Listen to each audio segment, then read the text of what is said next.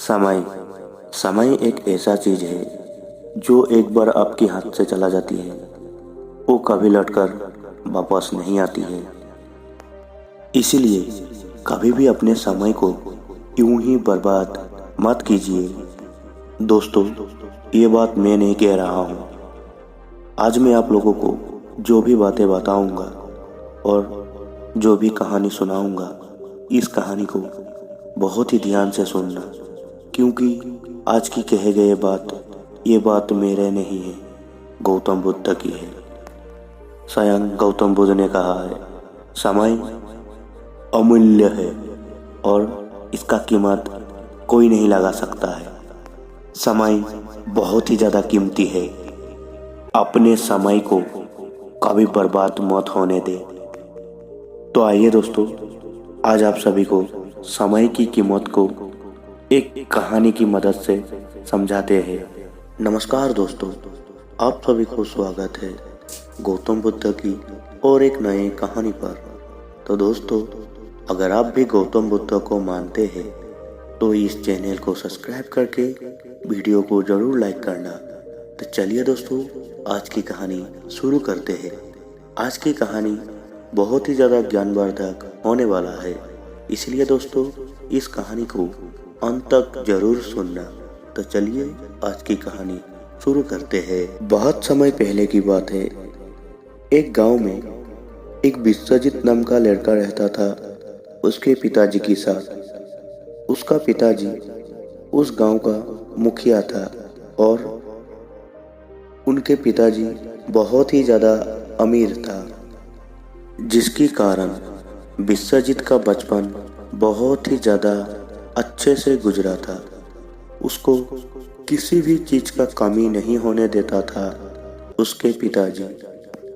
विश्वजीत जो कुछ भी अपने पिताजी को मांगता था, उसके पिताजी उसके लिए कभी भी ना नहीं करता था। उसको जो भी चाहिए था वो सब कुछ अपने बेटे को देता था। बहुत ही छोटे उम्र से ही विश्वजीत को उसके पिता ने लाड प्यार से पाला था, जिसके कारण कभी भी किसी चीज़ के लिए विश्वजीत को मेहनत नहीं करनी पड़ी। ना ही विश्वजीत को कभी भी समय की कुछ परवाह थी। उसके मन में जो भी आता था वह बस वही करने चला जाता था। वो कभी अपने समय को जरूरी नहीं समझता था। वो हमेशा अपने समय को यूं ही बर्बाद करते रहता था। अक्सर वो सारे दिन भर इधर उधर घूमते रहते थे। बस वो इधर उधर घूमते रहते थे। धीरे धीरे विश्वजीत जवान होने लगा था, जिसके कारण उम्र के साथ और अपने दोस्तों के साथ घूमते घूमते उसको बहुत सारे बुरे चीज़ों की आदत लग चुका था। वो हमेशा पूरे दिन नशे और भोग विलासों में डूबे रहता था। गांव में उसे कोई भी कुछ नहीं कहता था, क्योंकि उसके पिताजी के पास बहुत सारे पैसा था, जिसके कारण गांव के लोग उससे थोड़ा बहुत डरता भी था।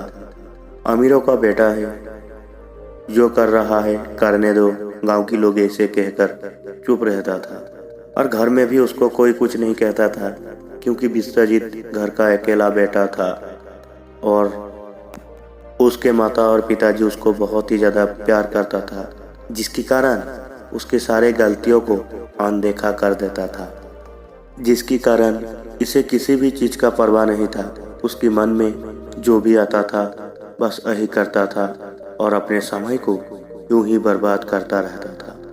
हर वक्त वो नशे में डूबा रहता था और अपने साथ साथ गांव का भी बहुत सारे बच्चों को वो बर्बाद कर देता था और बहुत से बच्चे को नशे की आदत लगा दिया था।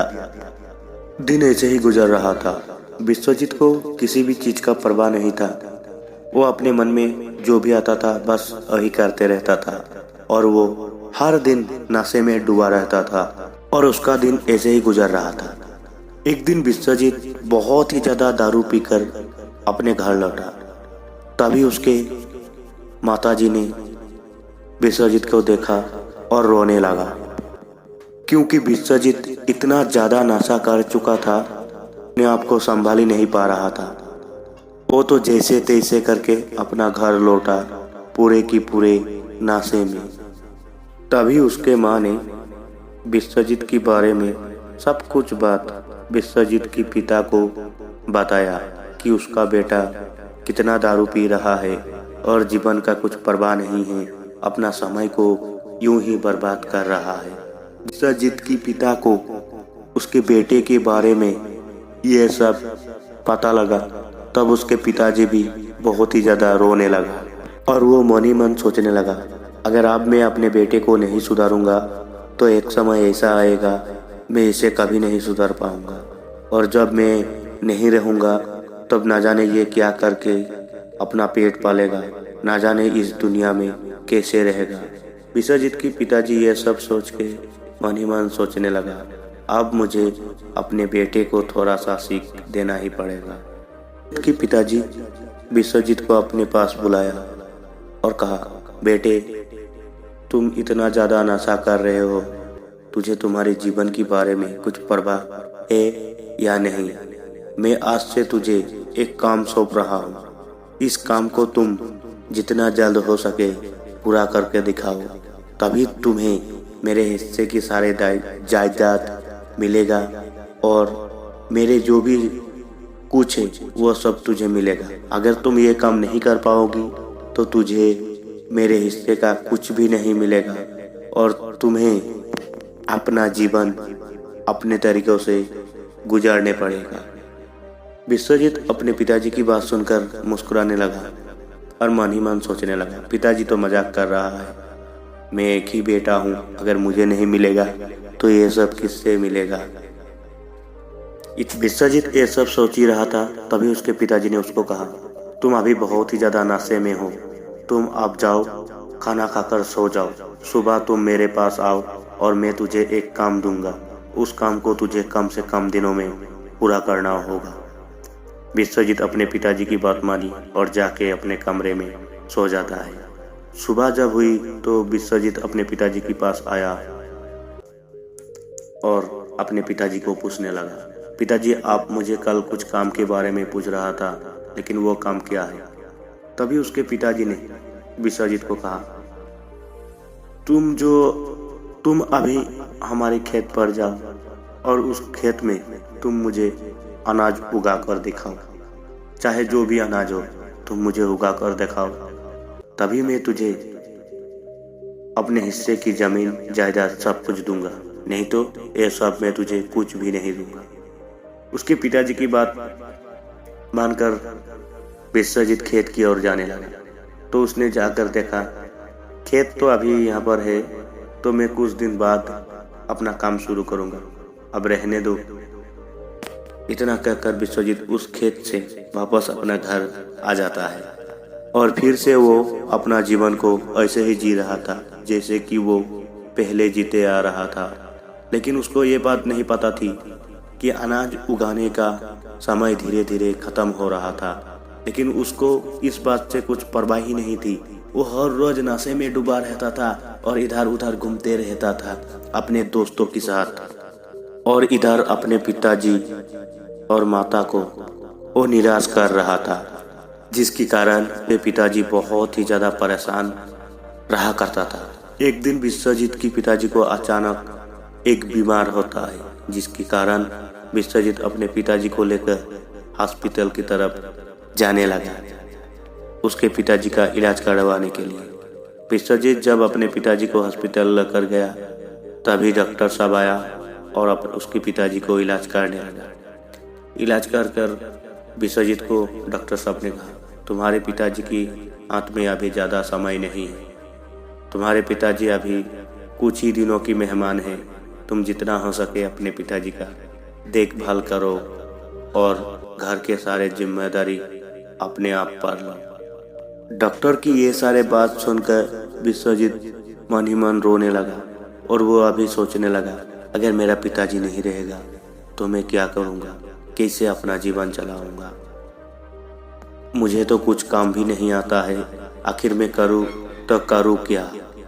ये सब सोचते हुए वो सीधा हॉस्पिटल से अपने पिताजी को अपना घर लेकर आया और पिताजी को अपने घर की बिस्तर में सुलाकर वो यूं ही गांव की तरफ जाने लगा।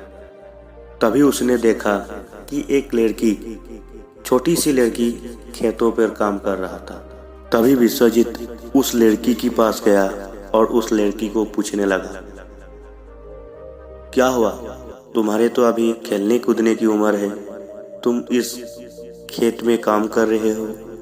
तभी वो छोटी सी लड़की रोते हुए विश्वजीत को कहा, मेरे माता और पिताजी नहीं हैं, मैं अपने चाचा और चाची के साथ रहती हूँ। चाचा चाची की भी पास इतना पैसा नहीं है कि मुझे बैठा कर खिलाए।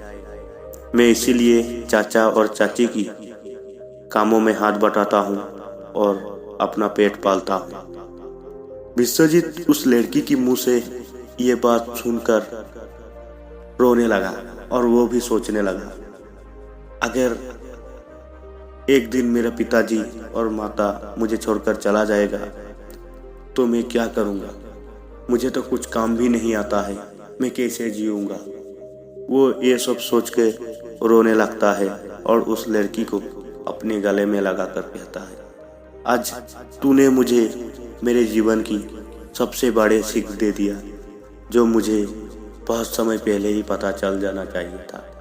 इतना कहकर विश्वजीत उस लड़की को कुछ पैसे दिया और उसे अपने घर भेज दिया और विश्वजीत भी अपना घर आने लगा और अपने पिताजी को